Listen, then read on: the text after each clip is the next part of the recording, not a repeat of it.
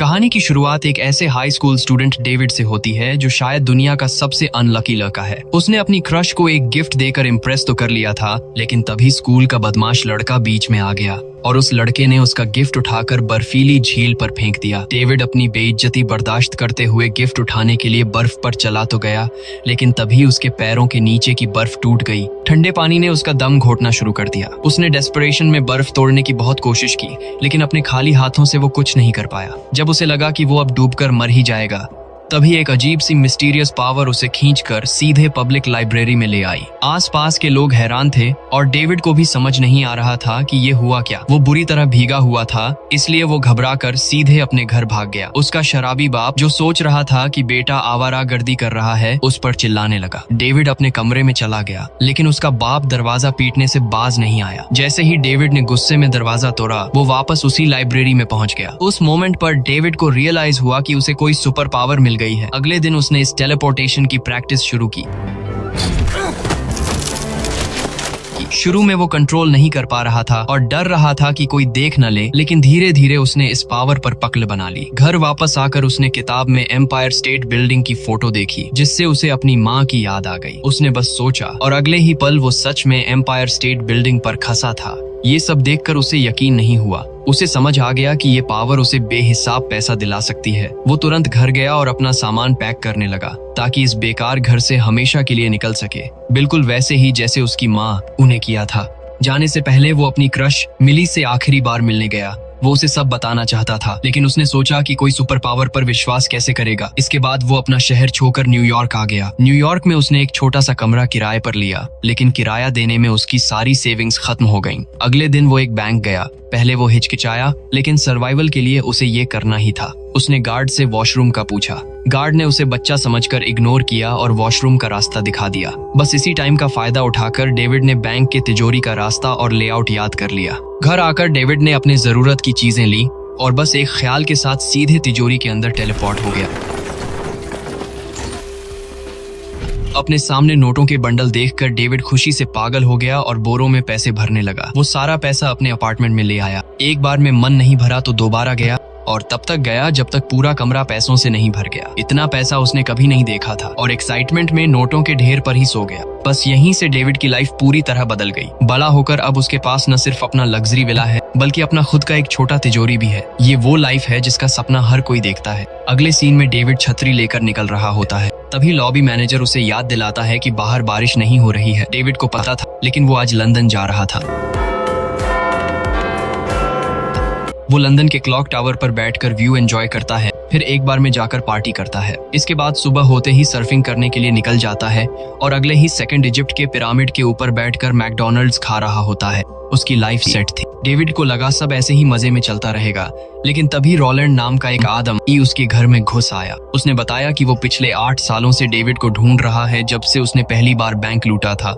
David ने उसे बाहर निकालने की कोशिश की, लेकिन हमेशा टेलीपोर्ट करने की वजह से वो भूल चुका था कि दरवाजा कैसे खुलता है। रोलैंड ने अब छुपाना बंद किया और एक रॉड से डेविड को बुरी तरह पीटना शुरू कर दिया।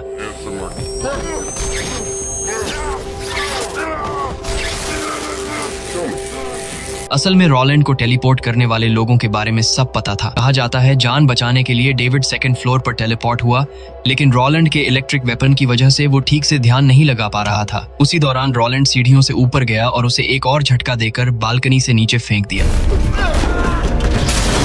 वो उसे खत्म करने ही वाला था कि डेविड ने टाइम पर टेलीपोर्ट करके खुद को बचा लिया। वो अपने सेफ हाउस पहुंचा, लेकिन अभी भी रोलैंड की चेन से उसका पैर बंधा हुआ था। दर्द बर्दाश्त करते हुए उसने एक प्लास लिया और अपने ऊपर लगी चेन को काट दिया। इसके बाद डेविड 2 बोरे पैसे लेकर अपने बचपन के घर टेलीपोर्ट हो गया। उसके पिता को एहसास हो गया कि बेटा वापस आया है। अब उन्होंने शराब छोड़ दी थी और डेविड से रुकने की भीख मांगी, लेकिन डेविड को उन पर भरोसा नहीं था, इसलिए वो वहां से चला गया।